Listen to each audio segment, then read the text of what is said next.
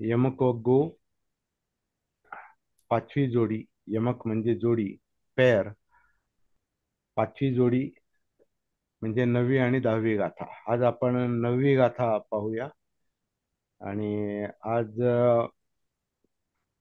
आजच्या गाथेचा जो काही कंटेंट आहे, त्याच्यात जे काही सामावलेलं आहे, त्याचं काही विश्लेषण करण्यासाठी बनतेंना मी विनंती करणार आहे. आणि तशी त्यांची तयारी पण आहे. कारण त्या गाथेमधला कंटेंट, त्यातला विषय तसा आहे, म्हणून त्यांना काही गोष्टी मी बोलायला सांगितलेल्या आहेत. आणि बाकीचा गाथा अर्थ वगैरे आपण नेहमीप्रमाणे पाहूया. 9वी गाथा. अनिक सावो कासावं यो वत्थं परिदहे सती अपेतो दमसच्चेन नसो कासावमर्हति. त्याचा अर्थ असा दिलेला आहे, आणि तो काही थोडासा चुकीचा पण आहे, परंतु आपण त्याच्यात सुधारणा करून घेऊ. जो आपल्या मनाला शुद्ध आणि स्वच्छ केल्याशिवाय काषाय वस्त्र धारण करतो, तो जो संयम आणि सत्यापासून दूर आहे, त्याला काषाय वस्त्र धारण करण्याचा अधिकार नाही, असं त्याचा अर्थ केलेला आहे. त्याच्यामुळे थोडस करेक्शन करण्याची गरज आहे. शब्दशः अर्थ आपण पाहूया. अनिक सावो कासावम, कासावंग. पालीमध्ये मकारांती उच्चार नसतो. कासावम नाही, कासावंग. जसं अहंग, बुद्धंग, धम्मंग. बुद्धम नाही म्हणत आपण, धम्मम नाही म्हणत. अनुनासिक आहे त्याच्या, अनुनासिक म्हणजे नाकातून उच्चार आहे त्याचा. बुद्धंग, धम्मंग, संघंग. तसं कासावंग, कासावम नाही. तर अनिक सावो कासावंग, या अनिक सावो कासा, हा, अनिक सावो कासावंग. तर अनिक सावो, आता याच्यामध्ये पण कस कसाय शब्द आलेला आहे. अनिक सावो, कसावो म्हणजे, आता इथं या कासायचा अर्थ चित्तमल आहे. अनिक सावो म्हणजे जो चित्तमल काढीत नाही, पण काषाय वस्त्र म्हणजे पीतवस्त्र धारण करतो. आता ही ही गाथा बुद्धांनी अशीच सांगितली असेल असं मला वाटत नाही. कारण बुद्ध भिक्षूंना अशा पद्धतीनं त्यांच्याच भिक्खू संघातल्या लोकांना कसं काय त्यांची ही अशी अवहेलना करतील, असं ते करणार नाहीत. किंवा दुसरं कुणीतरी तसं कोणी तक्रार केली असेल का अमुक अमुक भिक्षू अमुक अमुक प्रकारचं वर्तन करतो, ते ठीक नाही, तरी तो चिवरधारी आहे किंवा काषाय वस्त्र घातलेला आहे, असं कोणी बुद्धांना सांगितलं असेल. बुद्धांनी त्यांना सांगितलं असेल की जे जे कासाय काषाय, एका एका काषायचं वस्त्र चित्तमल आहे, आणि दुसऱ्या काषायचा वस्त्र, काषायचा अर्थ काषाय वस्त्र आहे म्हणजे चिवर आहे. आता काषायचा अर्थ सुद्धा, चिवराचा जो रंग आहे, केशरी रंग जो आहे, तो केशरी रंग सुद्धा अं, संरक्षण म्हणून आहे. म्हणजे चित्तमलाचं म्हणजे शिलाचरण म्हणजे शील हे संरक्षण आहे. तसं काषाय हे संरक्षण आहे. संरक्षण म्हणजे फक्त याचं संरक्षण नाही, म्हणजे शरीराचं संरक्षण आहे. शरीराचं तर संरक्षण आहेच आहे, त्याचं बरंच मोठं विश्लेषण आहे. आता मी जो महा महापरित्राण मी पुस्तक जे आणलेलं आहे, त्याच्यामध्ये ते काषाय वस्त्र का परिधान केलं जातं त्याचं एक मोठं विश्लेषण आहे. ते मी उद्या करतो, मला आत्ता आठवलं ते. तर काषाय वस्त्र का परिधान केलं जातं त्याचं बरंच मोठं विश्लेषण आहे त्याच्यामध्ये. चिवर का घातलं जातं. परंतु केसरी तो रंग जो आहे, तो रंग हा अं, अनासक्तीचं प्रतीक आहे. ते विरक्तीचं प्रतीक आहे, अनासक्तीचं प्रतीक आहे. आणि इथं असं म्हटलेलं आहे की जो चित्त चित्तमल, ज्यानं चित्तमल म्हणजे आतलं काशाय ज्याने काढलं नाही, चित्तमल काढलं नाही, म्हणजे ज्याने आत स्वतःला संरक्षित केलं नाही, म्हणजे ज्याच्यामध्ये चित्तमल आहे त्यानं तो काशाय वस्त्र घालू शकत नाही. म्हणजे आधी प्रॅक्टिस केली पाहिजे, चित्तमल काढण्याची प्रॅक्टिस केली पाहिजे, मग तो काशाय वस्त्र परिधान करू शकतो. परिधये सती. तर इथे या गाथेचा अर्थ असा आहे, चित्तमल न काढता काशाय वस्त्र जो परिधान करतो, वत्थ म्हणजे वस्त्र, वत्थंग म्हणजे वस्त्र, परिधये सती म्हणजे परिधान करणे, घालणे, अंगावर घालते. चित्तमल न काढता जो वस्त्र परिधान करतो, काशाय परिधान करतो, मात्र अपेतो, अपेतो म्हणजे दूर राहत नाही. कशापासून? दमसच्चेन, दूर दूर राहतो, राहत नाही, दूर राहत नाही. अपेतो म्हणजे दूर राहतो. कशापासून? म्हणजे चित्ताचं दमन करण्यापासून आणि सत्यापासून. दम सच्चेन, दमन आणि सत्य यापासून जो दूर राहतो, नसो कासाव मराठी, तो कासाय वस्त्र किंवा चेवर परिधान करण्यास पात्र नाही किंवा अधिकारी नाही, असं या गाथेचा अर्थ आहे. आता या बुद्धांनी अशी सांगितली असेल आपण असं मानण्याचं काही कारण नाही, कारण अनेक लोकांनी अनेक प्रकारच्या त्याच्यामध्ये धम्मपदामध्ये सुधारणा केलेल्या आहेत. आता याच्यामध्ये जसं आपण म्हणतो की धम्मपदात 423 गाथा आहेत. काही काही ठिकाणी आता मी स्वतः तर तसं पाहिलं नाही, परंतु चिनी धम्मपदामध्ये कमी गाथा आहेत असं म्हणतात. आणि त्यांनी त्याच्यामध्ये रिडक्शन केलेलं आहे, त्या गाथा कमी केलेल्या आहेत. म्हणजे याचा अर्थ असा की नंतर लोकांनी त्याच्यामध्ये परिवर्तन केलेलं आहे, शब्द बदललेले आहेत, काही नवीन शब्द टाकलेत, आणि त्याच्यामध्ये आणखीन काही चुका पण झालेल्या असतील, काहींनी धम्मपदातल्या गाथाच कमी केल्यात, असं बऱ्याच गोष्टी झालेल्या आहेत. तर आपण शब्दांचे अर्थ पाहता पाहता आपल्याला याचा पण विचार करणं गरजेचं आहे, का हे असंच असेल का, आणि ते आपल्या बुद्धीला जर पटत असेल तर आपण त्याचा स्वीकार करायचा आहे. परंतु आता ही गाथा अगदी स्पष्ट आहे. चिवर जे आहे हे अनासक्तीचं किंवा वाईट वर्तनापासून दूर राहण्याचं प्रतीक आहे. ते एक परित्राण सारखं आहे, संरक्षण आहे. भिक्षूसाठी, व्यक्तीसाठी ते संरक्षण आहे. ते ते चिवर त्याला आठवण करून देतं. आता मलाही थोडासा त्यातला एक अनुभव आहे. दोनदा मी श्रामणेर होतो. आता इथे बनते आहे ते, मला वाटतं 4 महिने झाले त्यांना आता. आता जास्त 3 महिने. झाले. हा, 3 महिने 3 महिने. झाले. अजून 1-2 महिने आहेत मला वाटतं ते चिवर बरं. श्रामणेर आहेत ते.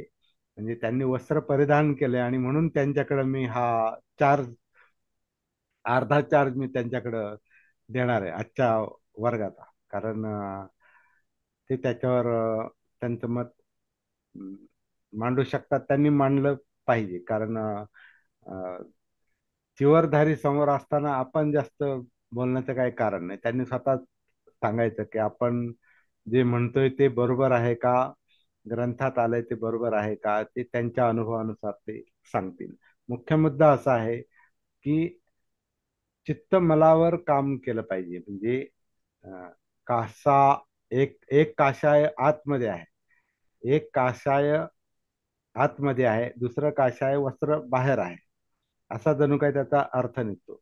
तर आतलं काशाय आधी व्यवस्थित पाहिजे, म्हणजे चित्तमलापासून दूर झालं पाहिजे, आणि मग चिवर घातलं पाहिजे. पण तसं न करता जर कोणी अपेतो म्हणजे दूर राहतो, ते म्हणजे चित्ताचं दमन करत नाही, म्हणजे चित्तमलापासून अं, दूर होत नाही. चित्तमलापासून दूर होत नाही म्हणजे चित्तशुद्धी करत नाही. सचित्त परियोदपानंग असा जो शब्द आहे तो. तर जो चित्तमलापासून दूर होत नाही, म्हणजे चित्तमलातून मुक्त होत नाही, तसा प्रयत्न करत नाही, आणि सत्य पाहत नाही, असं एक म्हटलेलं आहे. सत्य, सच्चेन, सत्य म्हणजे वास्तव, जे जे सतीला जागृतीला दिसतं किंवा बोधीला दिसतं, बुद्धांना जे दिसतं ते सत्य. सत्य म्हणजे धम्म. म्हणजे इथं सत्य म्हणजे धम्म आहे, म्हणजे जो धम्म पाहत नाही. म्हणजे चित्त धम्म, मनोधम्म, काया धम्म म्हणजे सत्य पाहत नाही, वास्तव पाहत नाही. नसो कासावम अर्हती, तो काशाय वस्त्र परिधान करू शकत नाही. तर अधिकारी शब्द वापरलाय, परंतु अं, काशाय वस्त्र परिधान करू शकत नाही असा एक सर्वसाधारण अर्थ या गाथेचा आहे. भंतेंना मी रिक्वेस्ट करतो, विनंती करतो की त्यांनी याच्यावर आणखीन काही प्रकाश टाकावा. त्यांना कालच मी विनंती केली की तुम्ही थोडीशी तयारी करा आणि बोला. भंतेजी. सर्वांना खूप खूप मंगल कामना. सरांनी काल सांगितलं, एक मेसेज टाकला आणि मग मी तो तरी सुद्धा म्हणजे बाहेर होतो, काल संध्याकाळपर्यंत बाहेर होतो. रात्री आल्यानंतर थोडस म्हणजे त्याच्यावर लक्ष दिलं आणि आज बघितलं तर पूर्वतयारी त्यांनी जे पूर्व सांगितलं त्याच्यामध्ये माझ्या मते तर त्यांनी जर जवळजवळ आपल्याला सगळं सांगून टाकलेलं आहे. त्या गाथेचा अर्थ, ती गाथा कशी झाली हे सगळं त्यांनी सांगितलं. धारण करणारा तो कसा असावा, मग स्वानुभव. कारण आता याच्यामध्ये बोलण्यासारखं जर म्हटलं तर जो व्यक्ती मनातील वाईट विचार, बघा, वाईट विचार म्हटल्यानंतर अगोदर ही पूर्वतयारी असणं जरुरी. जसं सरांनी सांगितलं की पूर्वतयारी, मग आम्ही काय पूर्वतयारी करायची, वस्त्र परिधान करण्याच्या अगोदर काय तयारी करायची, माझा स्वानुभव. सगळ्यात अगोदर स्वानुभव सांगेल. मी या गोष्टीची जवळजवळ 8 महिने अगोदरपासून तयारी केली आणि एक एक गोष्टीपासून अलिप्त होत गेलो. सुरुवात करायची म्हटल्यानंतर अलिप्त होत गेलो. काय करायचं, कसं करायचं याचा म्हणजे एक पार्श्वभूमी तयार केली आणि प्रमाणे मग तो जसा जसा दिवस जवळ येत गेला त्याप्रमाणे मग पुढे चालत गेलो. पुढे चालत गेलो, त्यामध्ये इन्व्हॉल्व होत गेलो. म्हणजे आम्हाला जो पाश असतो ज्या गृहस्थ जीवनामध्ये, जे अनुभव असतात की घराच्यासाठी माझ्यासाठी मी काय करायला पाहिजे, यातून अलिप्त होणं सर्वात अगोदर गरजेचं असतं. म्हणजे आपण जो पहिल्या दिवशी जे बघितलं, हा मी सोडणं खूप जरुरी असतं. अर्थ हा. ज्यांनी ज्यांनी मी सोडला की मग तो या रस्त्याकडे चालायला सुरुवात करत असतो आणि या रस्त्याकडे चालत असताना मग त्याला एक एक लक्षात येतं की आता आपल्यामध्ये काय आहे आणि मला काय सोडलं पाहिजे. या गोष्टीचा अनुभव येत चालतो आणि अनुभव आला की माणूस तो एक शुद्ध पाण्यासारखा होत चालतो. बघा, आमचे गुरुभंते सांगत असतात, मी ज्यांच्याकडे पूर्वी 2 वेळेस दीक्षा घेतली, ते गुरुभंते सांगत असतात की एक स्वच्छ पाण्याचं भांड, ज्यामध्ये अतिशय स्वच्छ पाणी, आणि एक असं घाण पाणी ज्यामध्ये काहीतरी मिक्स आहे, कलर म्हणा किंवा काही घाण म्हणा मिक्स आहे. तर यामध्ये दोन्ही मध्ये फरक बघायचा. जो हे चिवर परिधान करतो त्यांनी त्या स्वच्छ पाण्यासारखं असायला हवं, सरांनी सांगितलं. आणि त्याचप्रमाणे म्हणजे हे उत्तर जे आहे एकदम रास्त उत्तर आलं असं मला वाटायला लागलं. कारण मी त्यावेळेस ऐकलेली गोष्ट आज मला परत एकदा प्रकाशाने जाणवली की अशाच प्रकारे असायला हवं.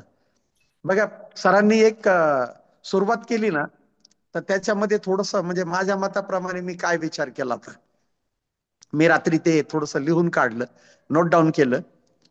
अनिक सावं म्हणजे हा जो शब्द आहे, न प्लस न अधिक निक्क सावं, न प्लस निक्क सावं असाच असायला पाहिजे. कारण न करणे असा असायला हवा.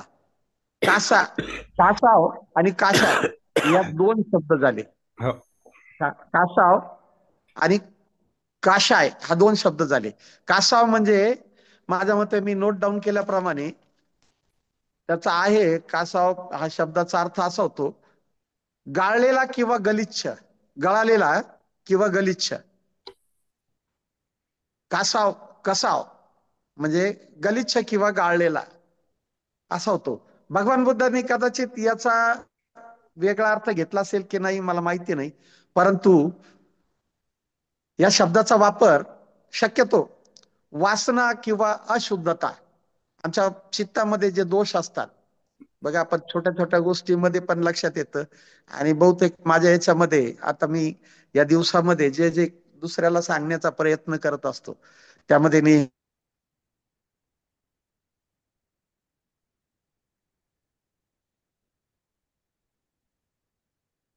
हॅलो.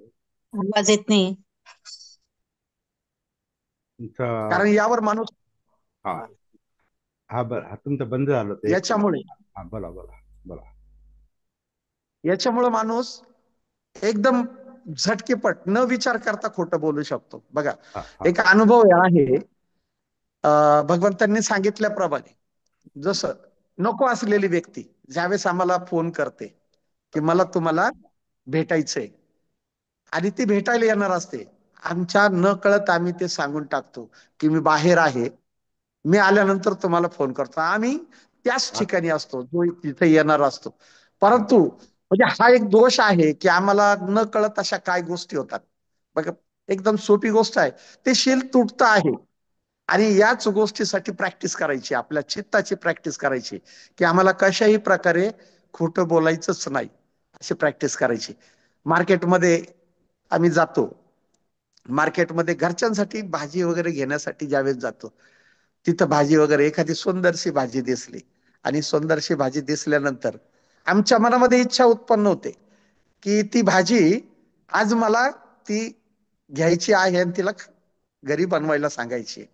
आम्ही तिचा भाव विचारतो आणि ती व्यक्ती सुद्धा समोरची, जी कोणी स्त्री असेल किंवा पुरुष असेल, ती व्यक्ती आपल्याला सांगते की आता हे उदाहरण आहे, 20 रुपये जुडी, 20 रुपयाची, आणि आम्हाला ती कमी करून पाहिजे असते, त्यामुळे आम्ही एकदम सहजरित्या सांगतो मागच्या बाजूला 15 रुपयाची चालू आहे, तुम्ही का 20 रुपयाला विकता. बघा, एक गोष्ट असते, आम्ही ते विचारलेलंच नसतं. खोटं बोलण्याचं एक कारण सांगितलं, कसं खोटं कसं निघू शकतं. आम्हाला या छोट्या छोट्या गोष्टीतून बाहेर निघायचंय. आणि ही अशुद्धता, त्या चित्ताची शुद्धता, त्याला कसं शुद्ध केलं पाहिजे. कारण याच्यामध्ये बघा, एक गोष्ट मला, मी मागच्या एक वेळेस एका प्रवचनामध्ये इथे विहारामध्येच, म्हणजे 2-3 वेळेस झाली ही गोष्ट, तर त्यांना एक गोष्ट सांगितली होती की भिक्खूने कसं राहायला हवं, भिक्खूने कसं राहायला हवं, या या गोष्टीसाठी तिथे त्यांना गोष्ट सांगितली. ते समोर भगवान बुद्ध आणि त्यांचा धम्म याच्यामध्ये भिक्खू आणि उपासक असा एक पाठ आहे आणि त्याच्यावरून विषय निघाला आणि त्यांना सांगितलं. तर भिक्खू कसा असावा, आम्ही त्याबद्दल अगोदर थोडीशी चर्चा करूया. बघा, मी त्यांना समोर एक असं गोष्ट सांगितली होती. ती गोष्ट सांगितली म्हणजे माझ्या मनची नाहीये, ती कुठेतरी ऐकली किंवा सोशल मीडियावर वगैरे बघितली आणि मी ती लक्षात ठेवली. फक्त एवढीच गोष्ट झाली. तर एक 2 भिक्खू जात असतात रस्त्याने. त्या रस्त्याने जात असताना त्यांच्या पुढे एक कसाई, जो मांस विक्रीचा व्यवसाय करत असतो, तो एक गाय घेऊन जात असतो. तो गाय घेऊन जात असताना त्याला नैसर्गिक विधीसाठी जाण्याचे, आता पूर्वीच्या काळी म्हणजे ते भिक्खू वगैरे असत तर जंगलातून रस्ता असेल आणि त्याला नैसर्गिक विधी लागते, म्हणजे त्याची आवश्यकता वाटते, आणि तो त्या एक झाडाला ती गाय बांधून टाकतो आणि तो आपल्या नैसर्गिक विधीसाठी निघून जातो. परंतु होतं काय की त्या गायीच्या लक्षात आलेलं असतं की हा कसा आहे. बघा, एक प्राणी, तो आपण म्हणतो त्याला समजत नाही किंवा त्याला ती बुद्धी नाही, परंतु त्याच्या लक्षात आलेलं असतं की हा मला कशासाठी घेऊन जात आहे. आणि ती गाय तिला तिचं मान सोडवण्याचा प्रयत्न करते, ती झटके वगैरे देते आणि ती त्यामध्ये यशस्वी होते. मागून येणारे हे दोन्ही भिक्खू हा सगळा प्रकार बघत असतात. दोन्ही भिक्खू हा सगळा प्रकार बघत असतात आणि हा सगळा प्रकार बघत असताना त्यांच्या लक्षात येतं, त्यांनी ते विचार पण करतात की ती गाय सुटणार आहे, आणि ती गाय सुटते आणि ती पळून जाते. हा थोडासा वेळ गेल्यानंतर ज्यावेळेस तो कसाई जो आहे, तो कसाई येतो आणि त्यांनी पाहतो की ती रस्सी खाली पडलेली आहे आणि गाय तर निघून गेलेली आहे. मग ती गाय निघाली तर ती गाय गेली कुठे त्याचा विचार. आणि तो मग आजूबाजूला बघितल्यानंतर त्याला ते दोन भिक्खू दिसतात. तर त्यांना विचारतो, भंते, मी इथे एक गाय बांधलेली होती, ती गाय तुम्ही कुठे गेली, ती ती सुटली आणि गेली, कुठे गेली ते सांगाल का? त्या भिक्खूला प्रश्न पडतो बघा, आपलं सील तुटायचं नाही म्हणून त्याला प्रश्न पडतो की मी आता जर सांगितलं की ती गाय या दिशेने गेलेली आहे, तर हा त्या गायीला धरून आणेल आणि हा त्याचा जो विचार आहे त्याप्रमाणे तो कदाचित तिला तिची मांस विक्री करेल, म्हणजे त्या गायीच्या हत्येला पण कारणीभूत हो. आणि नाही जर सांगितलं, समजा सांगितलं की मला माहिती नाही, तर ते सुद्धा सील तुटण्याचा भाग होतो, खोटं बोलण्याचा भाग होतो. एक प्राणी हत्या आणि दुसरं खोटं बोलणं. दोन शिलातून वाचायचं या भंतेजीला, दोन शिलातून वाचायचे. मग त्या काळी, आता ही गोष्टच आहे त्यामुळे एक तर्क केलेला आहे आणि त्या तर्कानुसार म्हणजे सांगितलेलं आहे की ते भिक्खू मग विचार करतात आणि या शिलातून वाचायचंय, मग कशा प्रकारे वाचायचे. तर वाचत असताना ते विचार करतात आणि मग उत्तर देतात, त्या कसायला उत्तर देतात. ज्यांनी पाहिलं आहे, म्हणजे बघा, ज्यांनी पाहिलं आहे त्यांना बोलता येत नाही, आणि ज्यांना बोलता येतं त्यांनी पाहिलेलं नाही. आम्ही मी अगोदर गोष्ट सांगतानाच सांगितलं की दोन भिक्खू, तर सहसा असा समज होतो की एकाने पाहिलं आणि त्याला पाहिलं, त्याला बोलता येत नाही, आणि ज्याला बोलता येतं त्याला दिसत नाही. परंतु असं नाही येते. तर याचं उत्तर जर असं आहे की जे आपले दोन डोळे आहेत यांनी बघितलं, पण त्या दोन डोळ्यांना बोलता येत नाही. डोळ्यांना बोलता येत नाही. आणि ज्याला बोलता येतं म्हणजे आपलं तोंड, ज्याच्यातून आपण बोलतो तोंड, त्या बोलता येतं, पर त्यांना डोळे नाहीत, मग त्यांनी बघितलं नाही. असा एक मधला सोयीस्कर मार्ग काढून ते भिक्खू थांबतात. आता अशा बऱ्याच गोष्टी असतात का ज्यामधून आम्हाला थांबायचं असतं आणि त्याच्यातून आपला शीलाचं संरक्षण करायचं असतं. सुरुवातीला सरांनी सांगितलं, त्यांनी सुद्धा 2 वेळेस घेतले, चिवर घेतले, आणि त्यांना जे अनुभव आले ते वेगळेच असतील. परंतु मला सुद्धा, मी हे चिवर इतक्या दिवसासाठी का घेतलं, थोडासा प्रश्न, आमची एक वेळेस चर्चा पण झाली होती सरांची आणि आमची, का घेतलं. तर मी अगोदर 4 वेळेस चिवर घेतलेले, परंतु प्रत्येक वेळेस मला ते वेळ कमी वाटायचा, त्यामध्ये काहीतरी सुटल्यासारखं वाटायचं की मी कुठेतरी कमी पडतो आहे, मी त्याचं ते पालन करत नाही किंवा काहीतरी करत नाही. सर, आपण साधी गोष्ट आहे की या श्रावण दिवसामध्ये त्याला 75 पाचतीय दिले जातात, 75 नियम फक्त, आणि सोपे आहेत, परंतु आमच्या रोजच्या जीवनामध्ये ते अवघड आहेत. म्हणजे आता बघा, शब्दशः अर्थ जर घेतला, निक्क साव म्हणजे न करण्यासाठी गोष्ट, म्हणजे त्यांनी तो जो दोष आहे तो दाखवलेला आहे. आणि कासावचा अर्थ पाहिलं, यो म्हणजे तो माणूस, यो म्हणजे तो व्यक्ती, जो वत्थ जो म्हणजे वस्त्र, सरांनी सांगितलेलंच आहे. हा. आणि परिध हस्ती म्हणजे परिधान करेल किंवा जो तो त्या अंगावर ठेवेल असा व्यक्ती. त्यांनी आपल्या स्वतःच्या चित्तमळातील, आपल्या रोजच्या जीवनातील ज्या गोष्टी आहेत त्या त्यांनी बाजूला करायला हव्यात, कारण त्याच्यातून त्यांनी तो बाहेर, म्हणजे एक प्रकारे जर या गोष्टी सांगितला तर थोडस भगवंताचा जो कर्म सिद्धांत आहे त्यामध्ये भगवंतांनी त्या सिद्धांताचं विश्लेषण करत असताना थोडस सांगितलं होतं बघा. भगवंतांनी त्यावेळेस सांगितलं होतं, राग, लोभ, द्वेष आणि अज्ञान या गोष्टीपासून अलिप्त राहणं म्हणजे निब्बाणाच्या मार्गाकडे वाटचाल करणं. आणि भिक्खू जीवनासाठी किंवा श्रामणेर जीवनासाठी हा राग, लोभ, मोह किंवा दुसऱ्याचा एखादाचा द्वेष या मोठ्या अडचणी असतात. छोट्या छोट्या गोष्टीमध्ये आम्हाला ते बघावं लागतं की मला राग तर येत नाही, मी याच्या मोहात तर पडत नाही. कारण कसं आहे, माणसाच्या एक सामान्य गरजा असतात, आणि जो धम्म जो दिलेला आहे त्याच्या नियमाप्रमाणे काशाय वस्त्रधारी कुणाकडे काही मागत नाही, त्याला मागायचंच नाहीये. विशेष गोष्ट असा आहे की त्याला ती मागणी करायची नाही. उपासकाने जे जाणलं त्याच्यानुसार याच्या जीवनासाठी लागणाऱ्या त्या गरजा ज्या आहेत त्या उपासकाने पुरवायच्या आहेत. आम्ही साधारणतः आम्हाला आमच्या गृहस्थी जीवनामध्ये असताना मी अगोदर सांगितलं, मी 8 महिने तयारी करत होतो, या गोष्टीची तयारी करत होतो की मला कशा प्रकारे मी त्या जीवनामध्ये माझा निभाव लागू शकेल.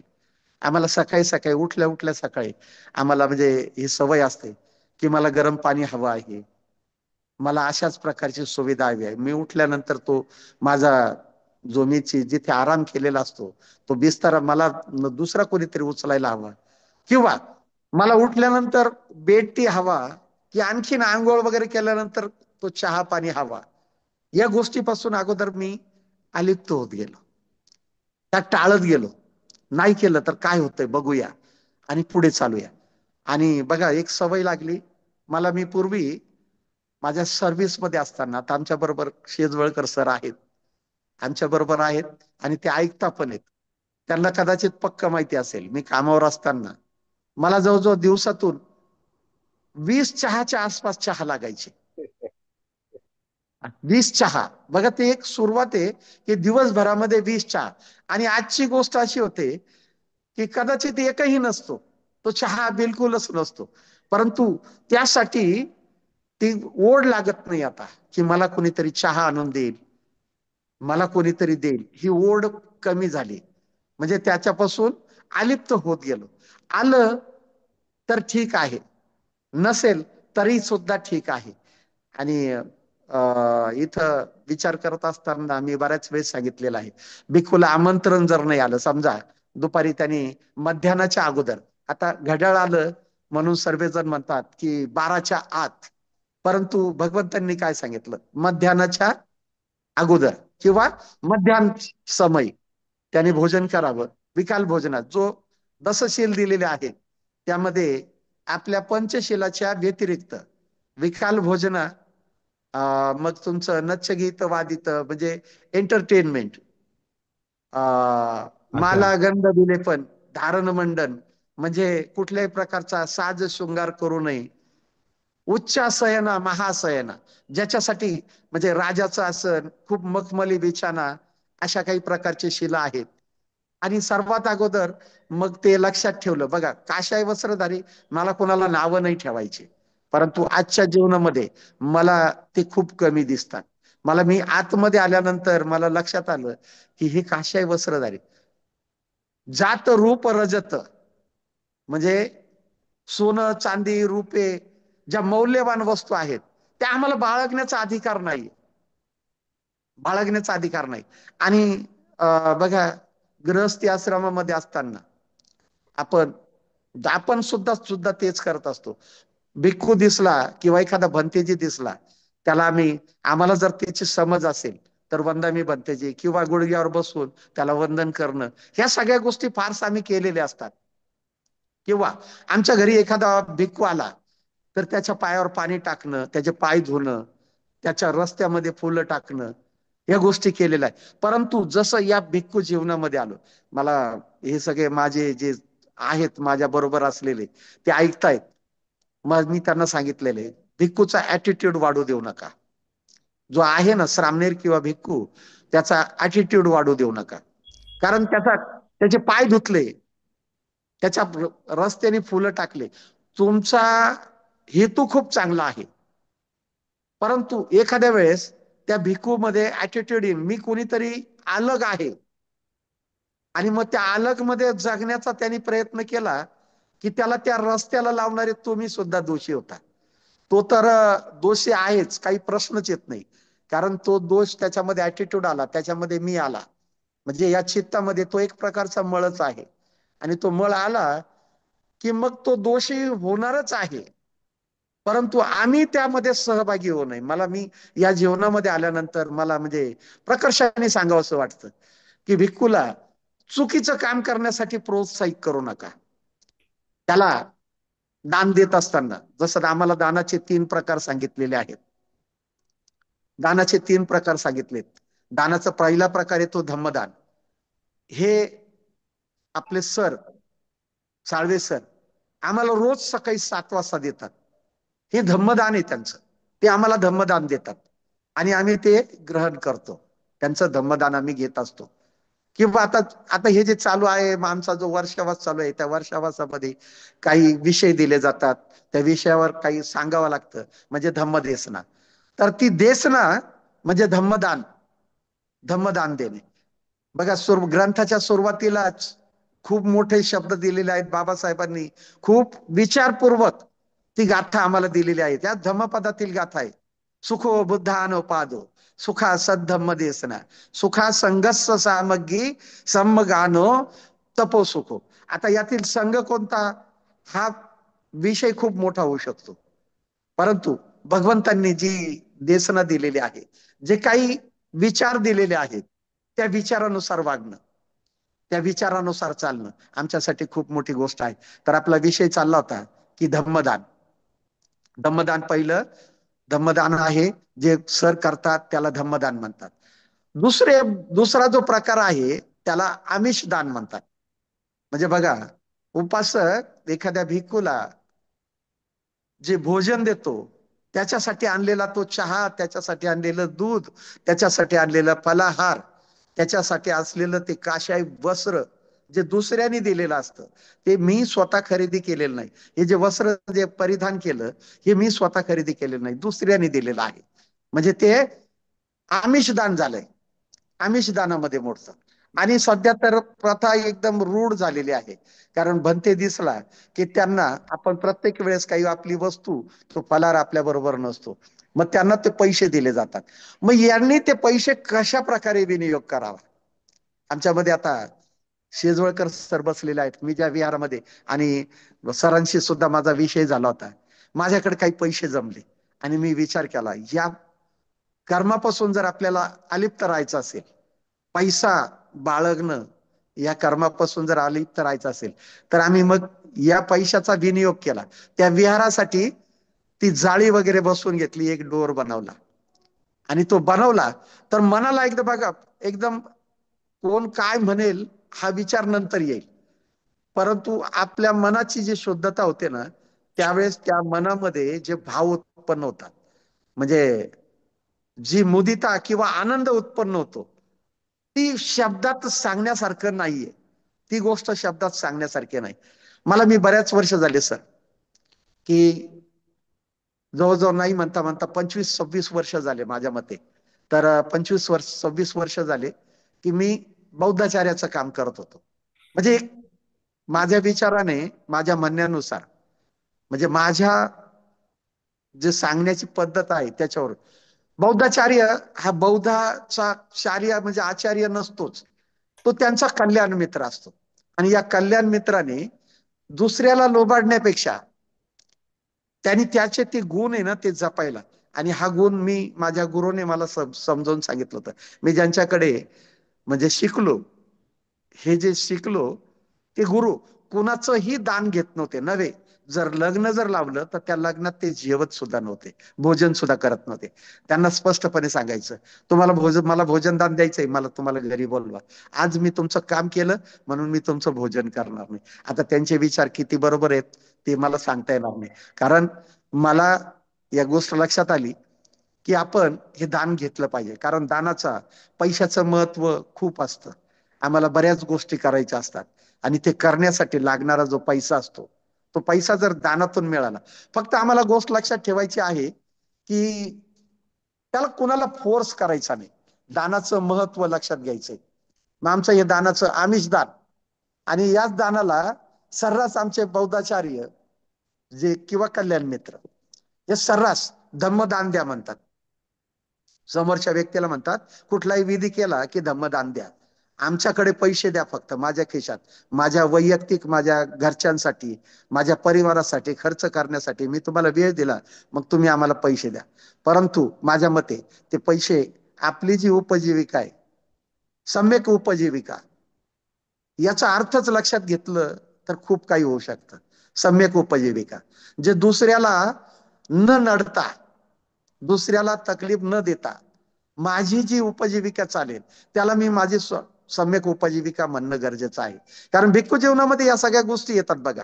सर्वात अगोदर आम्ही उपासक असताना पंचशील पाळतो किंवा काय करतो, तर ह्या भिक्खू जीवनामध्ये या सगळ्या गोष्टी गरजेच्या आहेत. आम्हाला तिसरं दान पण बघायचं आहे, अभयदान. भगवंतांनी सांगितलेलं तिसरा दानाचा प्रकार अभयदान.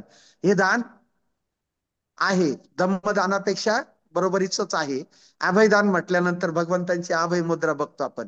मला या शिवर परिधान, पहिल्या वेळेस शिवर परिधान केलं आणि त्यावेळेस लक्षात आलं होतं अभयदान म्हणजे काय.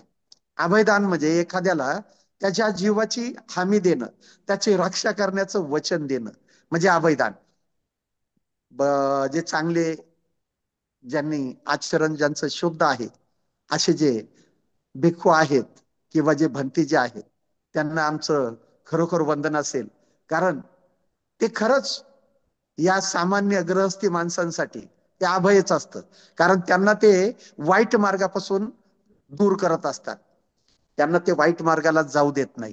अभयदान म्हटल्यानंतर त्याचा दुसरा प्रकार असा असा पण आहे, आम्ही जे रक्तदान व शिबिर वगैरे घेतो ते सुद्धा दानच आहे. एखाद्याच्या जीवाला लागणार, त्याला वाचवण्यासाठी लागणारे वस्तू आपण त्याला दान करतो आहोत, तर ते अभयदान आहे. अवयवदान येतं, डोळे दान येतात, आणखीन काही काही गोष्टी, किडनी वगैरे, फुफ्फुस, हृदय, काय काय दान देतील ते सांगा, हे सर्व अभयदानामध्ये येतं.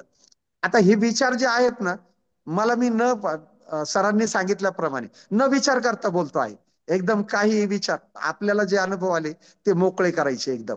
आज विषयच मिळाला, प्लॅटफॉर्म मिळाला आणि ते विचार करण्याची संधी मिळाली. तर मला माझ्या जीवनामध्ये खास रामनेर जीवन जगत असताना मला मी कुठल्या कुठल्या गोष्टीपासून अलिप्त राहायला हवं. जे दिलेलं आहेत 75 पाचेतीय सरांनी सुद्धा ते जीवन भोगलेलं आहे. आणि त्याच्यामध्ये आम्ही सामान्य माणूस सहज म्हणून आम्हाला जर एखादी वस्तू जर दिली तर आम्ही ती दाताने करडून खातो. हे भिक्खू जीवनामध्ये वर्ज्य आहे. मग याच्यासाठी खूप सवय करावं लागते का ते तोडूनच खायचं. चहा जर दिला तर तो पूर्ण एकदम न पिता तो आपल्या बशीमध्ये टाकून, प्रथा आहे त्याप्रमाणे ती बशीत टाकून प्या. म्हणजे जर समजा एखाद्याला दुसऱ्याला गरज जर पडली तर ते देता यायला हवं. पाण्याची बाटली घेतली, ती पाण्याची बाटली एकदम तोंडाला न लावता ती वरून पिलं तर ते पाणी दुसऱ्याला देता येतं. बघा, छोट्या छोट्या गोष्टीमध्ये खूप काही गोष्टी असतात. जसं सरांना पण सांगितलं होतं, मी रस्त्याने चालत असताना माझं चिवर असं उडवत चालत नाही, चालणार नाही. परंतु याच्या मागे सुद्धा काहीतरी उद्देश आहे. ती त्यांची जी वागणूक असते, ती वागणूक एक आदर्श म्हणून असावी, असा एक हिशोब असेल. त्या आदर्शाला जपण्यासारखं असावं, असा एक हिशोब असेल. आणि त्या हिशोबानुसार आम्हाला ते 75 पाचे ते दिलेले आहे. ते जेवण करताना, भोजन करताना ते विकाल भोजनात एकदम सोपं झालं. परंतु मी जे भोजन करत असताना जेवढा घास पाहिजे तेवढा तोंडात घेईल, त्याच्या व्यतिरिक्त तो हात झटकणार नाही किंवा आणखीन काही करणार नाही, ज्याच्यामुळे दुसऱ्याला त्रास होईल. किंवा आवाज करणार नाही, कुठली वस्तू त्याची अभिलाषा करणार नाही. जसं बऱ्याच वेळेस घडतं बघा, आम्ही एखाद्या पंक्तीमध्ये बसतो आणि ह्या गोष्टी सगळ्या मी म्हणजे शेअर केलेल्या आहेत. मला आज का आठवत आहेत की मी दुसऱ्यांसमोर शेअर केल्या. पंक्तीत बसल्यानंतर तो गुलाबजामुन वाला येतो तिकडनं, तो सुरुवात करतो, वाढायला सुरुवात करतो. त्यावेळेस बघा, बहुतेकांचं तुम्ही एक निरीक्षण करा, बहुतेक लोक तो गुलाबजामुन वाला तिकून दिसला की आपल्या ताटातला गुलाबजाम लगेच खाऊन घ्यायचा, म्हणजे तो आल्यानंतर बरोबर आपल्या पात्रात टाकेल. मनातली ती भावना म्हणजे लोभ, हा लोभ जो आहे हा माणसाला काही करायला सांगू शकतो. तो आल्यानंतर तो आपल्याला तो त्यांनी द्यावा यासाठी, किंवा तो उन्हाळ्याच्या दिवसामध्ये लग्न असतात तर मठ्ठा, पटकन मठ्ठा पिऊन घ्यायचा, म्हणजे तो मठ्ठा परत टाकेल त्याच्यात, असा हिशोब. कारण खाली दिसलं का त्याला टाकायचंय न मागता, किंवा त्याला सांगायचंय बाबा इकडे ये रे दादा, जरा गुलाबजामुन दे की, अशा ह्या गोष्टीपासून अलिप्त राहायचंय. आपलं भोजन करत असताना सरांनी पण बघितलं, आम्हाला जे भोजन दिलेलं आहे योग्य त्या मात्रामध्ये, कालचाच आमचा विषय झाला, मात्रा योग्य हवी. ती मात्रा ती कशा प्रकारे योग्य हवी, आणि याचा अनुभव या जीवनात आल्यानंतर येतो. कारण खूप चांगली वस्तू आहे, आपण सहज म्हणून बोलून जातो. आज खूप मस्त आपल्या आवडीचं जेवण होतं, त्यामुळे एकदम हात मारून जेवलो आणि खूप तट झालो. आता मला खूप सुस्ती आली. आम्हाला ते कालच सांगितलं सरांनी, आम्हाला तो विषय, ती गाथा समजावून सांगितली की त्या भोजनाचा सुद्धा मात्रेचं आम्हाला लक्ष असावं. बघा, आम्ही सोप्या सोप्या गोष्टी विसरत असतो. आम्ही कधी बघा, आमच्याकडे बाईक असते किंवा गाडी असते, फोर व्हीलर असते, कुठलीही गाडी असो, तिच्यामध्ये सुद्धा फ्युल भरत असताना, तिच्यामध्ये सुद्धा फ्युल भरत असताना ती टाकी आम्ही काठोकाठ भरत नाही. आणि तो पेट्रोल पंपवाला सुद्धा सांगतो थोडस खाली ठेवा. कशासाठी? का मग त्यामध्ये हवा जाण्यासाठी जागा असावी.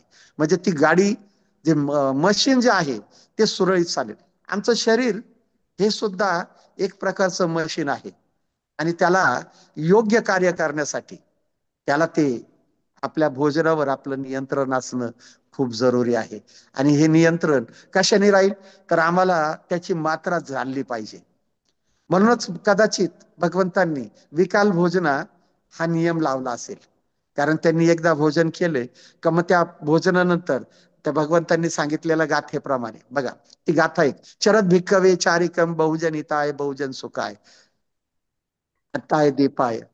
तर जो कल्याणकारक मार्ग आहे, जो आधी कल्याणकारक आहे, मध्ये कल्याणकारक आहे आणि शेवटी सुद्धा कल्याणकारक आहे, असा धम्म आम्हाला दुसऱ्याला सांगायचा आहे.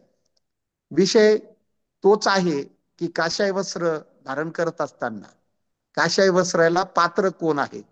जो सत्यापासून आणि संयम ठेवून, जो संयम आणि सत्य या दोन्ही गोष्टीचा अवलंब करेल, जो हे कासा वस्त्र म्हणजे काशाय वस्त्र धारण करेल, मला असं वाटतं की तो त्या भिक्खू जीवनासाठी पात्र असेल. अर्थ तोच दिलेला आहे. परंतु या चित्तामधल्या ज्या गोष्टी आहेत त्या चित्त समजून घेत असताना आम्हाला लक्षात घेतलं पाहिजे की या चित्त जे आहे हे खूप विचित्र आहे. आमचं मन कुठे विचार करेल हे सांगता येत नाही. कारण जुनी एक म्हण आहे, जे वैरी न चिंती ते मन चिंती. आमच्या मनात काय येईल याचा भरोसा नाही. हे मन क्षणामध्ये, इथे मी मनमाडमध्ये बसलेलो आहे, कदाचित मी माझं मन सरांकडे नगरला गेलेलं असेल आणि सरांशी बोलत आहे, ते सरांनी काय सांगितलं या गोष्टीचा विचार करताय. तर या मनाची गोष्ट, कारण बहिणाबाई चौधरी पण सांगतात की मन वडाय वडाय, मन वडाय वडाय. ते ते वडाय म्हणजे काय माहिती का? ते काबूत न येणारं मन. त्याच कवितेमध्ये ते सांगतात, मन केवड केवड मन हिमालया एवढ, मन केवड केवड मन राईच्या दाण्या एवढ. तर या मनाची चित्त सांगायची. आणि आज जो विषय निघाला आपला, जी गाथा आहे पहिली गाथा, त्या गाथेमध्ये सुद्धा बघा आम्हाला शिकायचं काय आहे की त्या गाथेप्रमाणे आम्हाला आमचं जे चित्त जे आहे कासाय वस्त्र धारण करत असताना जे अर्थ सांगितले, मला मी जे पुढचा जो शब्द येतो दमस्स, दम दमसच्चेन, दमसच्चेन म्हणजे काय? संयम आणि सत्याने. दमसच्चेने म्हणजे संयम आणि सत्याने, जे सत्य आहे त्या गोष्टीसाठी नकार कुठलाही नाही. परंतु सवे म्हणजे त्याच्या बरोबर, तो सवे म्हणजे त्याच्या बरोबर खऱ्या अर्थाने एक निश्चय पक्का करून, एक निश्चय पक्का करून जो व्यक्ती ते वस्त्र परिधान करेल की माझ्या हातून कुठलंही न करण्यासारखं काम, मग ते राग लोभ द्वेष किंवा मोह व्यतिरिक्त त्या अविद्येच्या परे राहून, अविद्या, कारण या सगळ्या गोष्टीला चित्ताला जे कारणीभूत आहेत त्या 12 कड्या दिलेल्या आहेत. त्या 12 कड्या, आता पूर्ण कड्या सांगायची गरज नाही, परंतु 12 कड्या. आणि त्या 12 कड्याची पहिली कडी जी अविद्या आहे, त्या अविद्येतून लगेच संस्कार उत्पन्न होतात, संस्कारामधून तुमचं विज्ञान उत्पन्न होतं, विज्ञातून नामरूप उत्पन्न होतं, नामरूपामधून पस्स उत्पन्न होतो, षडायतन उत्पन्न होतात, मग स्पस्स येतो, पस्सापासून मग अशा या ज्या 12 कड्या आहेत. आता या 12 कड्या सांगायचा विश्लेषण करायचं म्हटल्यानंतर खूप मोठा आहे. आणि आपल्याला सरांनी जो थोडासा वेळ दिलेला आहे, कदाचित मी जास्त बोलत असेल, बरोबर आहे का गोष्ट सर? नाही, जास्त बोला बोलतो आहे का? बोला बोला हा? बोला बोला, कंटिन्यू करा. जास्त बोलत नाही ना? नाही नाही, कारण बोला. मला बोलण्याच्या ओघामध्ये असं नको व्हायला की मी अति बोललं तरी सुद्धा ते माझ्या नियमाचं उल्लंघन असेल. मी जास्त जर बोललो तर त्या माझ्या नियमाचं उल्लंघन असेल. ते उल्लंघन करणं बरोबर नाही. बरेचस सती ठेवून बोलताय तुम्ही, भान ठेवून बोलताय, चांगली गोष्ट आहे. हो. तर त्याच गोष्टीसाठी ही सती आणि जागृती. मला बघा सर, मला जो माझ्या मते 3 वर्ष झाले असतील हो, आपल्या म्हणजे तुमची आणि माझी भेट व्हायला. हो. आणि जागृती काय ते कळालं. पूर्वी अनेक वेळेस वेगवेगळे अनुभव आले. हं. जागृतीचे अनेक वेळेस वेगवेगळे अनुभव आले. पूर्वी मी रिटायर झाल्यानंतर ते किराणा दुकान चालवत होतो. हो, हो. त्या किराणा दुकानात एखाद्याला वस्तू देत असताना, त्या वस्तू देत असताना ती किराणाचं मालाची विक्री करत असताना, कारण त्याच्याकडून आपण पैसे घेत असतो. आणि मग जो किराणा दुकानदाराचा जो मूळचा जो स्वभाव असतो तो जागृत होऊ द्यायचा नाही. त्या मापामध्ये कमी होऊ द्यायचं नाही. त्याचे योग्य ते भाव मला आवश्यक ती फायदा तर मिळायलाच हवा, परंतु तो बाजार भावापेक्षा जास्त व्हायला नको. हा भाव मनात ठेवणं म्हणजे सुद्धा जागृती बघा सर. आहे का बरोबर सर? बरोबर आहे. जागृती. आणि ती समजा जागृत करत असताना मला मी ते त्या समजा त्या वस्तूची पुडी बांधतो आहे, ती फुटायला नको, त्याच्या घरी व्यवस्थित जायला हवं, त्याचं नुकसान व्हायला, हा सुद्धा भाव मनात ठेवणं म्हणजे माझ्या मते माझी जागृती आहे. आणि त्याला ते योग्य तऱ्हेने जाणं ही सुद्धा जागृती. ते कशा प्रकारे गेलं पाहिजे, ते कशा प्रकारे आपण तो धंदा केला पाहिजे. बघा, पैसा खूप मिळतो, परंतु त्या पैशाबरोबर जे दोष येतात ते दोष खूप मोठे असू शकतात. ते दोष खूप मोठे असू शकतात. छोट्या छोट्या गोष्टीतून आपल्याला जर विचार जर करायचा जर म्हटला तर सरांच्या नियमाप्रमाणे, सर जसं सांगतात त्याप्रमाणे, मला मी भगवान बुद्धांचं उदाहरण हटकून देणार नाही, कारण मी भगवान बुद्धांना बघितलं नाही. भगवान बुद्ध मला बाबासाहेबांनी शिकवले. बाबासाहेबांनी म्हणजे मला, मी सगळ्यात पहिले सुरुवात केली ते ग्रंथ वाचला आणि त्या ग्रंथातून सुरुवात झाली की बाबासाहेब काय आहे. त्याच्यामध्ये बऱ्याच जणांचं योगदान झालं. मला बाबासाहेब समजावून सांगत असताना बऱ्याच लोकांचं योगदान झालं. मला सुरुवातीला 4-5 वर्ष अगोदर ग्रंथ एक रुटीन म्हणून वाचायचा, कर्मकांड असं मनात धरलं. नाही नाही, त्याच्यामध्ये खंड पडू द्यायचा नाही, ते झालंच पाहिजे, ते असंच पाहिजे, त्याचा वेळ चुकायला नको किंवा आणखीन काही. परंतु नंतर लक्षात आलं, अरे तो ग्रंथ वाचणं म्हणजे काय करायचंय, मला ग्रंथ वाचायचा म्हणजे काय करायचंय. आजही मी मुख्य भर देतो की त्या ग्रंथाचं वाचन करा. बाबासाहेबांनी आम्हाला कशा प्रकारे सांगितलेलं आहे, बाबासाहेब आम्हाला काय शिकवण्याचा प्रयत्न करतात, ती शिकवण समजावी. कारण आम्ही आम्ही कुणीही ते संपूर्ण त्रिपिटक माझ्या मते अजून कुणी वाचलेलं नसेल. माझ्या मते, माझा समज आहे असा की संपूर्ण त्रिपिटक अजून तरी कोणी वाचलेलं नसेल. आणि ते त्रिपिटक आपण जशी चर्चा केलेली आहे त्याप्रमाणे पूर्ण अंशी बरोबरच असेल असं नाही. कारण बऱ्याच गोष्टी आता आम्ही मागं धम्मचक्र प्रवर्तन स्वतः घेत असताना बघा, त्या त्या या गोष्ट सांगितली ती, या देवाने, यम देवाने, मग इंद्र देवाने, मग वरुण देवाने, असे माझ्या मते जवळजवळ 15-20 झाले. सगळे देवांनी त्यांचं सगळं अभिनंदन केलं आणि मग कौंडिन्यांना भगवंत बोलतात, ते उदान देतात. परंतु याच्यामध्ये मिक्स झालं असेल अशी शक्यता एकदम 100% आहे. आणि ही शक्यता गृहीत धरूनच आम्हाला आमचं जे आहे जीवन जे आहे ते योग्य मार्गाने, योग्य म्हटल्यानंतर आम्हाला वाटतं म्हणून योग्य नव्हे, तर खरोखर लोकांच्या दृष्टीने, समाजाच्या दृष्टीने, माझ्या समोर जे आहेत त्यांच्या दृष्टीने योग्य काय आहे आणि कशा प्रकारे मी त्याला साध्य करू शकेल हे बघायचं आहे. छोट्या छोट्या गोष्टी असतात. मी माझ्या जीवनातले काही अनुभव सांगितले, ते अनुभव, त्याच्या अनुभवाच्या गोष्टी मी ऍक्च्युअल मध्ये सगळ्या गोष्टी ते करत असताना मी म्हणजे माझा चित्तम दूर करत असताना सगळ्यात अगोदर लक्ष ठेवलं की मी अगोदर माझी स्वतःची खोली वेगळी केली. 8 महिने अगोदर मी त्यामध्ये त्यांच्यामध्ये कामापुरतं बोलायला सुरुवात केली. जर कोणाला बोलायचं असेल तर त्यांनी माझ्याकडे यायचं, त्यांनी सांगायचं, त्याच्याबरोबर कामापुरतं बोलायचं. म्हणजे बोलणं नंतर म्हणजे तो त्रास झाला नाही असं नाही. रिटायर झाले म्हणे, यांची बुद्धी साठी बुद्धी नाठी झाली म्हणे आता. हे आता यांच्यामध्ये अहंकार निर्माण झाला, बरेच लोक बोलायला लागले. परंतु मला, मी तो अहंकार नाही, मला मी ती माझी प्रॅक्टिस करत होतो, माझ्या जीवनाची प्रॅक्टिस करत होतो, की मला असं जास्त फुकट बोलायचं नाही, वायफळ बडबड करायची नाही, किंवा सहज म्हणून कोणाच्या चर्चेमध्ये घुसायचं नाही. शांत राहण्याचा प्रयत्न करायचा, ऐकून घेण्याचा प्रयत्न करायचा. आणि बघा, ऐकून घेण्याचा विषय आला आणि आठवलं, जो ऐकून घेऊ शकतो, ज्याला ऐकण्याची सवय लागते, त्याला खूप काही मिळू शकतं. श्रोतापन्नी याचा अर्थ ऐकून घेणं जरी नसले, परंतु जो स्रोत आहे, तो स्रोत आम्हाला कधी कळेल, आम्ही जर त्याकडे योग्य दृष्टीने पाहिलं, योग्य दृष्टीने ऐकलं, तरच तो स्रोत मिळू शकतो. असं हे माझं वैयक्तिक मत आहे. हे कुणी मला सांगितलेलं नाही, परंतु ते ऐकणं, मग ती जागा. आता एक आमचे भंतेजी म्हटले होते आम्हाला, बरोबर असताना मी भंते करुणानंदांच्या भेटीला गेलो होतो, आणि तिथे सुद्धा बोललो होतो.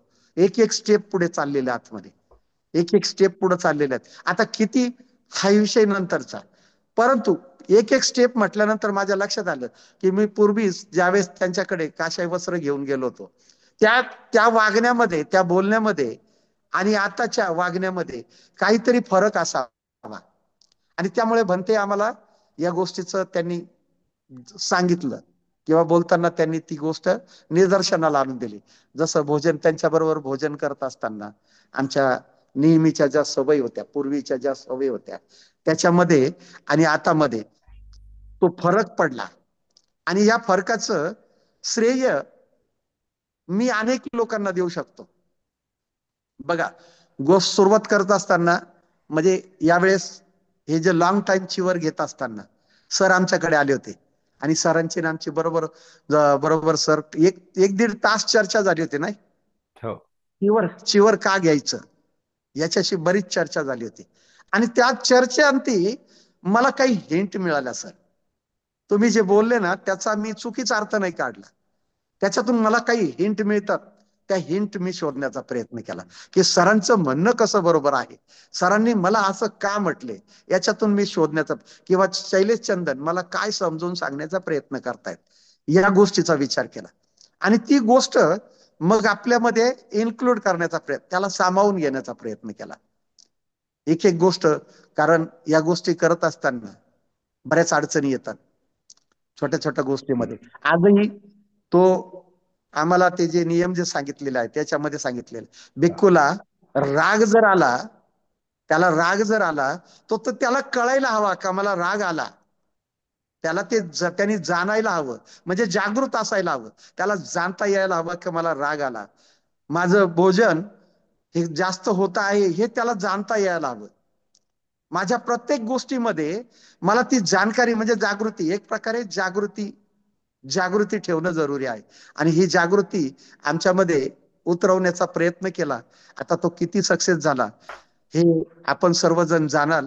मला असं वाटतं, माझं बोलणं खूप जास्त लांब जाण्याच्या ऐवजी, घड्याळाकडे समोर घड्याळ दिसत आहे, त्या घड्याळानुसार मला मी इथं थांबणं गरजेचं होईल. कारण या गोष्टीवर सर पुढचं जे काही सांगतील, ती गोष्ट पण आपल्याला ऐकून घ्यायची आहे.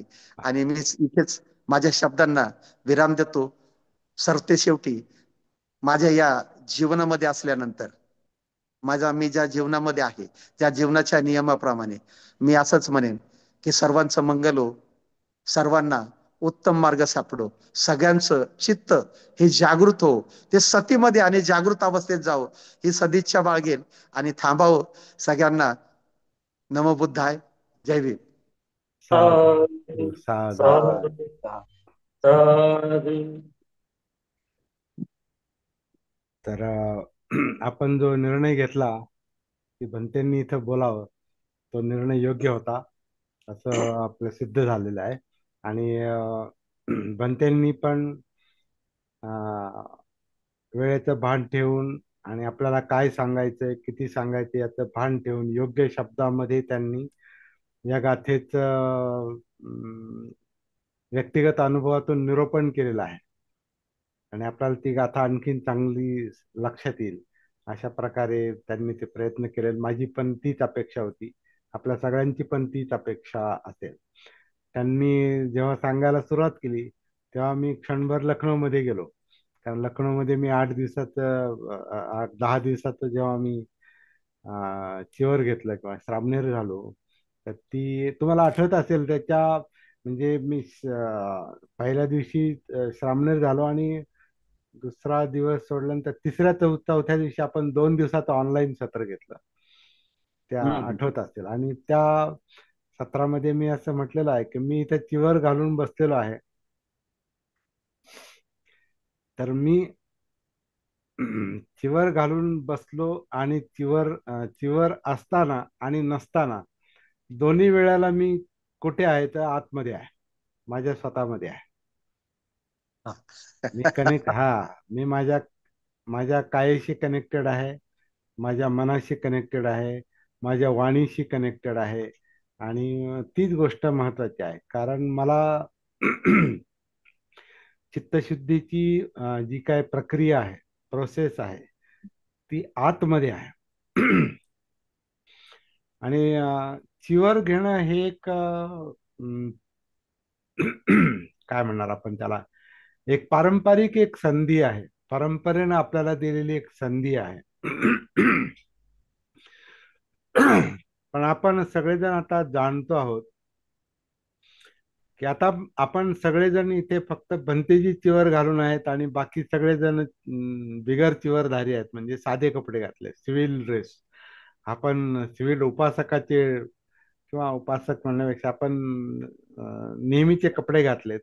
आणि काम मात्र एकच चाललंय. भंतेंचं जे बरोबर. काम भंतेंचं जे काम चाललंय तेच आपलं काम चाललेलं आहे. म्हणजे कपड्याशी चित्तशुद्धीचा संबंध नाही, पण चिवर चिवर असणं ही एक संधी आहे, एवढं मात्र नक्की आहे. हे मी स्वतः पण दोनदा अनुभवलेलं आहे. आणि भंतेंनी त्याच गोष्टी आपल्याला त्यांचे जे काही त्यांनी 75 शील वगैरे जे आहेत आता सगळ्याची यादी त्यांनी सांगितली नाही, परंतु ती सगळ्यांचा अर्थ एकच आहे की आपल्याला चित्तशुद्धी करायची. 2-3 मुद्दे त्यांनी त्यांच्या त्या गायीच्या आणि त्या खाटकाच्या उदाहरणावरून त्यांनी सांगितलं की कौशल्याने मुसावादा कसं टाळता येऊ शकतं. इंटरेस्टिंग गोष्ट आहे आणि प्रसिद्ध गोष्ट आहे ती. आणि शेवटी शेवटी त्यांनी तो रागाचा मुद्दा जो सांगितला, त्यांना जेव्हा चिवर घ्यायचं होतं त्याच्या आधी आमची चर्चा झाली होती. आणि मी त्यांना असं बोललो होतो की चित्तशुद्धीसाठी चिवर घेण्याची काय आवश्यकता नाही. म्हणून त्यांनी तो एक मुद्दा तिथं सांगितला की मला राग नाही आला त्या गोष्टीचा, मी त्याचा योग्य अर्थ काढला. आणि मला राग काय म्हणतात की मला जर राग येत येत असेल तर मला तो दिसला पाहिजे, म्हणजे मग मी त्याच्यातून मोकळं होऊ शकतो, मुक्त होऊ शकतो. आणि हा सेंट्रल पॉइंट आहे, आपल्या मनात काय येतं, प्रसंगानुसार आपल्या मनात काय येतं, ते जे काही येतं ते आत येतं. आणि त्याची सती असणं, जागृती असणं, भान असणं ही आतलीच गोष्ट आहे, ही मनातली गोष्ट आहे, कायेच्या आतली गोष्ट आहे. धम्म हा कायेमध्ये आहे. म्हणजे कपड्याच्या आत काय आहे आणि कायेच्या आत धम्म आहे. तर धम्मं कायेन पश्यति आपण जे म्हणतो, धम्म आपल्याला कायेमध्ये पाहावे लागतात. परंतु काषाय वस्त्र परिधान करणं, चिवर परिधान करणं ही एक संधी आहे. आणि आता आपण एखादा प्रयोग असा करू शकतो, भंतेंच्या नेतृत्वाखालीच आपण जर सगळ्यांना शक्य असेल, पुरुषांना अर्थातच सगळ्यांना जर शक्य असेल, तर त्यांनी भंतेंच्या मार्गदर्शनाखाली, त्यांच्या गुरूंच्या मार्गदर्शनाखाली आपण एखादा आठवडाभर चिवर घालून बसायला काय हरकत आहे. आणि तशी ती व्यवस्था भंतेजी करतील, कारण त्यांच्याकडे आता विहार आहे. मनमाडमध्ये आपण तिथे जाऊ शकतो. हा विषय आपण आधी पण चर्चेला घेतलेला आहे, परंतु अं, त्याचा एक अनुभव घेतला पाहिजे, एवढं मात्र नक्की. एकदा दोनदा तरी त्याचा अनुभव घेतला पाहिजे. अर्थात आजचा काळ हा भिक्षूंचा काळ नाही, हे आता पुढे चालून ती गोष्ट लक्षात येणार आहे. बाबासाहेबांनी जी जबाबदारी आपल्यावर टाकली ती जास्त करून गृहस्थांवर टाकलेली आहे. त्याचं कारण असं आहे की भिक्षू भिक्षू होणं सोपं असेल, परंतु भिक्षू म्हणून राहणं फार कठीण आहे आजच्या काळामध्ये. कारण आता भिक्षू व्हायचं, पण भिक्षूंचं पालन पोषण कोण करणार आहे? त्या उपासकांना जर त्याचं भान नसेल, त्याची जाणीव नसेल, किंवा तशी परिस्थितीच नाही आजची, जी बुद्धांच्या काळात होती तशी परिस्थिती आज नसेल, तर मग भिक्षू होणं आणि ते भिक्षू होऊन टिकून राहणं ही फार कठीण गोष्ट आहे. म्हणून आपण पाहतो की बरेचसे भिक्षू जे आहेत, भंतेजी जे आहेत, दान मागायचं नसतं असा एक नियम आहे. दान हे कधी मागायचं नसतं भिक्षूंनी. दान ही देण्याची गोष्ट आहे, मागण्याची गोष्ट नाही. पण आज जर दान देणारे नसतील, तर मग भिक्षूंनी भिक्षू कसं राहायचं? मग कसं काय? मग त्यांना मागावंच लागतं. आणि मागितलं का त्या शीलभंग होतो, म्हणजे तो नियम तुटतो. कारण ते मागतात. मागितली जाते ती वेगळी गोष्ट आहे. भिक्षा भिक्षा हा, ती भिक्षा आहे. भिक्षा भिक्षू काय भिकारी नाही, भीक नाही मागत तो. हा, तर न बोलता त्यांच्यापर्यंत दान गेलं तर ते भिक्षू म्हणून राहू शकतात आणि प्रॅक्टिस करू शकतात. परंतु आज आज काही बुद्धांचा काळ नाही, किंवा आपण बौद्ध राष्ट्रात पण राहत नाही. आता बौद्ध राष्ट्रांमध्ये ते चाललेलं आहे आता, म्हणजे श्रीलंकेसारख्या ठिकाणी किंवा थायलंड व्यवस्थित. सारख्या ठिकाणी ते चालू आहे, बर्मामध्ये. कारण तिथं ती बौद्ध राष्ट्र आहेत आणि बौद्ध संस्कृती आहे तिथं. तिथं भिक्षूंना दान देणारे, ती एक त्यांची एक प्रथा आहे ती एक. त्यामुळे भिक्षूला तिथं मागावं लागत नाही, तर आपल्या आवाज इथे बंद झाला मागावं का? लागतं. हा, नाही, चालू आहे. आहे. आपल्या इथं मागावं लागतं. आणि जिथं मागावं लागतं तिथं जर भिक्षूचा शीलभंग होत असेल, तिथं तिथं ते काषाय वस्त्र परिधान करण्याचे अधिकारी राहत नाहीत. कारण त्यांच्याकडून शीलभंग होऊ शकतो. आणि आता बऱ्याचशा विकृती आपल्या नगर मधलीच घटना आहे, आपल्याला चांगलं माहिती आहे. त्याचा खूप मोठा प्रचार झाला होता. तर त्या भिक्षून ते वेगळंच, म्हणजे ते भिक्षू नव्हतेच मुळातच ते. पण ते भिक्षू, त्यांची मुलं भिक्षू, आणि त्यांचे जे काय पराक्रम होते आणि त्याचा जो काय ऑनलाईन प्रचार झाला, त्यांच्या पत्नीनं जो काही तिथं काय म्हणतात जो पराक्रम केला, तर हे फार विकृत गोष्टी घडतात. तर तो त्यांचा दोष नाही, त्यांनी तसं राहायचंच, तसं बनायचंच नाही, कारण तसं आचरण होऊ शकत नाही. आज ती परिस्थिती नाही. म्हणून बाबासाहेबांनी याची जाणीव होती. म्हणून अं, त्यांनी धम्मची प्रॅक्टिस आणि धम्माचं आचरण आणि प्रचार याची जबाबदारी भिक्षून इतकी त्यांनी इतरांवर पण टाकलेली आहे, गृहस्थांवर पण टाकलेली आहे. भिक्षून नको असं ते म्हटले नाही, परंतु ते म्हटले गरज पडली तर नवीन भिक्खूंचा संघ तयार करावा लागेल. परंतु हे सगळं प्रत्यक्षात आणण्यासाठी बाबासाहेबांना आयुष्य राहिलं नाही. परंतु त्यांना एक गोष्ट स्पष्ट जाणवत, त्यांनी बौद्ध राष्ट्रांकडे पाहून जाणवत होते की बौद्ध राष्ट्रातले भिक्षू पण जास्त आश्रयावरच जगतात असं त्यांना दिसत होतं, आणि कर्मकांडामध्ये जास्त अडकलेले होते, काही ध्यान साधनेमध्ये आणि कर्मकांडामध्ये. तर अशा प्रकारे बुद्ध धम्माचा प्रचार होऊ शकत नाही. म्हणून बुद्ध धम्माच्या आचरणाची आणि प्रचाराची जबाबदारी जास्त करून उपासकांवर येते. आणि जर आता इथून पुढे काही अशी गोष्ट घडू शकल्या, तर जसं आता भंतेंनी जसं प्रामाणिकपणे ते आचरण करतात, असे प्रामाणिकपणे आचरण करणारे काही भिक्षू जर त्यांनी तयार करू शकले पुढे चालून, आता ते करू शकणार नाहीत आता, कारण ते श्रामणेर आहेत.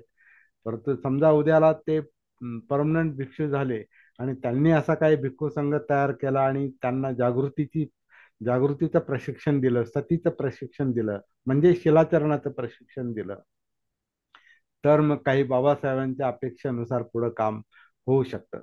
आणि याची गरज आहे असं मला वाटतं.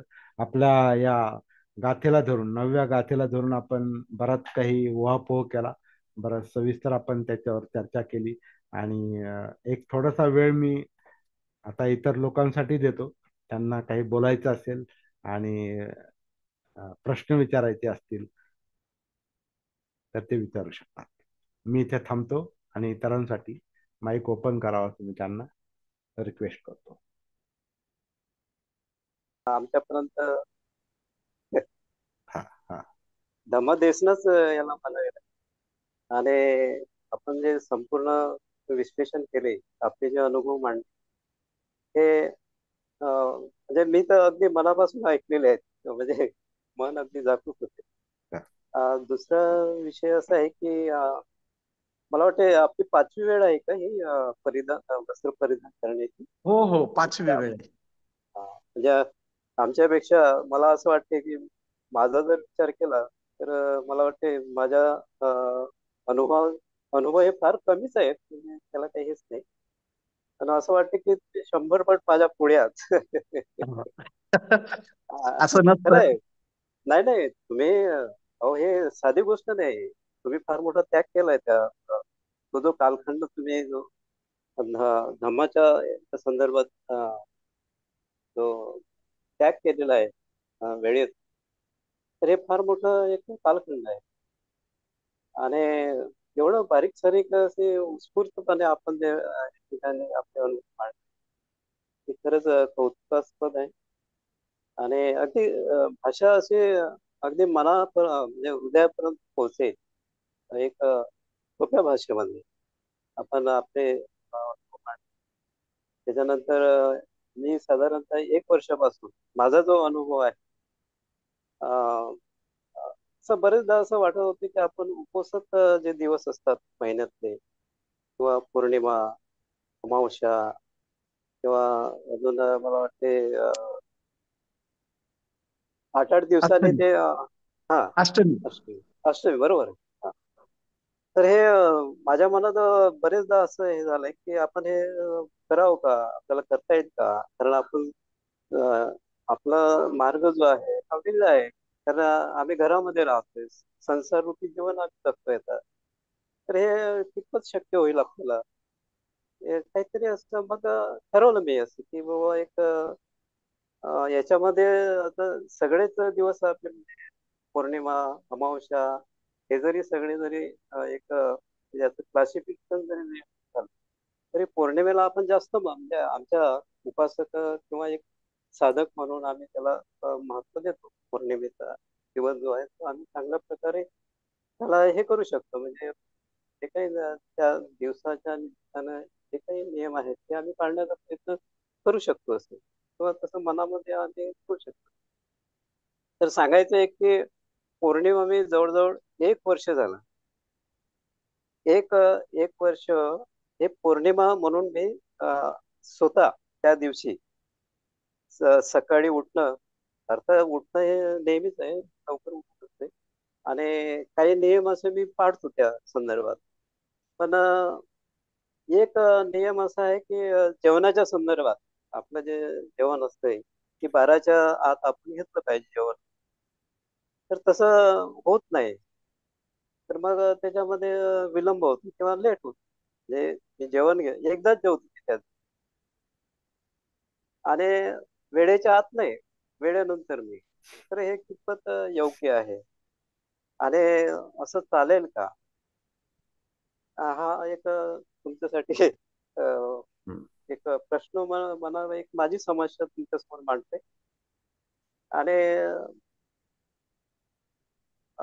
तुमचं जे अजून धम्मदान ज्याला आपण म्हणते, धम्मदान. आणि मला वाटते आपण अल्पशा प्रमाणात आज आपल्या याच्यामध्ये धम्मदान करते. मला वाटते ते उत्स्फूर्तपणे व्हावं असं मला वाटते. धम्मदान जे आहे हे मनापासून व्हावं, जागरूकपणे व्हावं. आणि त्याचा विनियोग जो आहे, आता हे आम्ही प्रत्यक्षात अनुभवतो या ठिकाणी. कमलवीर सरांनी जे काही धम्मदानाच्या संदर्भात एवढा मोठा प्रोजेक्ट ते राबवत आहे. आतापर्यंत धम्माचं जे प्रत्यक्षात ज्ञान जे आहे ते आपल्यापर्यंत पोहोचण्याचं खूप मोठं एक धाडस त्यांनी केलेलं आहे. तर हे त्याच्यामध्ये जागरूकता ही फार महत्वाची आहे. आणि आपण ते करतोय, सर पण करताय, तुम्ही करताय. छान आहे सर. आपण जे अनुभव मांडले आमच्यापर्यंत पोहोचलेत. आणि असं कधी कधी वाटते की मी लहान असताना किंवा शाळेमध्ये असताना कधी कधी हा विचार केलेला की आपल्याला असं काही मांडता येईल का असे विचार लोकांपर्यंत. म्हणजे हे माझं एक काल्पनिक एक त्यावेळेस तर असं वाटतंय, पण आता ते अजून तर काही सुरुवात नाही झाली. धन्यवाद. साधू सर साधू मी उत्तर साधू. देऊ काय? हा उत्तर, हा सर मी बोला उत्तर बोला. देऊ हा, काय? हो हो, द्या द्या द्या. सरांनी आता एक विचार मांडला. मी सरांसाठी एक नक्की सांगेल की याची सुरुवात करावी लागते सर. याची सुरुवात बरोबर. करावी लागते. आणि ही आपला सुरुवात बंद एक फक्त थोडस मध्ये हे करतो. आपला जो काय म्हणतात, चित्तशुद्धी आणि चिवर असा जो विषय आहे, तो विषय म्हणजे आता हे कसं आहे की ह्याच्यावर आपण वेगळं वेगळं सत्र घेऊ शकतो. म्हणजे कसं आता श्रामणेर शिबिर किंवा उपोसत वगैरे ह्याच्यावर आपण एक वेगळं सत्र घेऊन त्याच्यावर आपण चर्चा करू शकतो. कारण मग आपला जो धम्मपदाचा विषय चाललेला आहे आणि आता हे रेकॉर्डिंग पण चाललेलं आहे, ह्याच्यात वेगळे विषय जर आले तर मग ऐकणारा हा त्याच्यातून वेगळाच बोध घेईल. किंवा विषय सोडून चालले, विषयाचंच भान नाही यांना, विषयाची सती नाही, असं व्हायला नको. म्हणून तुम्ही थोडक्यात उत्तर द्या, तुम्ही जे नाही, मनात आहे शक्यतो ते. हा शक्यतो जागृत राहूनच म्हणजे हा सतीमध्येच उत्तर हा द्यायचं. हा, बस ही बस गोष्ट बस, तोच. पहिल्यापासूनच टाळत धरतो आहे. परंतु सरांना ते सांगायचं होतं हो हो. की भोजनाचं भान बरोबर भोजनाचं आहे. भान ठेवणं भोजनाचं भान ठेवणं. मी जवळजवळ 17 वर्ष झालं एक वन टाइम भोजन करत असतो. अच्छा. जवळजवळ 17 वर्ष. तर मग हा. त्याचा अगोदर लक्षात घ्या की आम्हाला ज्या जुन्या ज्या गोष्टी असतात ना त्या बऱ्याच हिंट देणाऱ्या असतात. आणि म्हणजे त्याचाच तुम्ही जर आम्ही म्हणजे तुम्ही चिवर नसताना पण तुम्ही चिवर वरच आचरण करत होते. तुम्ही हो 17 वर्ष हो तुम्ही मला करताय मी म्हणजे म्हणजे खूप छान कपड्याशी त्याचा संबंध नाही हे लक्षात येतं. म्हणजे बिलकुल चिवराशी किंवा अशीच पांढऱ्या कपड्याशी, बरोबर आहे. हा असंच धरायचंय सर. हा आणि हा मला हा. मी तेच त्यांना समजून सांगायचंय की हे जे करत असताना आम्ही आमच्या गोष्टी आम्ही जर त्या भानावर राहून जर केल्या तर आम्ही ते जीवन जगतो आहोत एकदम 100%. आणि ते सांगायचा विशेष गोष्ट आम्हाला जे जुने लोक जे हिंट देतात ना सर ती आम्हाला एक सांगितलं होतं. एक हिंदीमध्ये सांगितलेलं आहे. एक टाइम खाएगा वो जोगी, दोबारा खाएगा वो भोगी, और तिबारा खाएगा वो रोगी. रोगी. तर या गोष्टीचं ध्यान ठेवून या गोष्टी लक्षात ठेवून मध्ये माझं आयुष्य सुरुवात केली. म्हणजे आपल्यातच सांगितलं होतं. आपला एक विषय झाला होता सर. मागे सांगितलं होतं सकाळचं जेवण हे राजपुत्रासारखं असावं, दुपारचं जेवण एखाद्या राजासारखं असावं आणि संध्याकाळचं जेवण भिकाऱ्यासारखं असावं. आपण ते शब्द बरोबर वाटत नाही, बरोबर. परंतु हे जीवन जगण्याचे मार्ग आहेत आणि हे आम्हाला पूर्वजांनी दिलेले आहेत. आम्ही त्याला पालन केलं पाहिजे फक्त. Very good. छान छान छान छान. मग 12च्या नंतर एक मिनिट.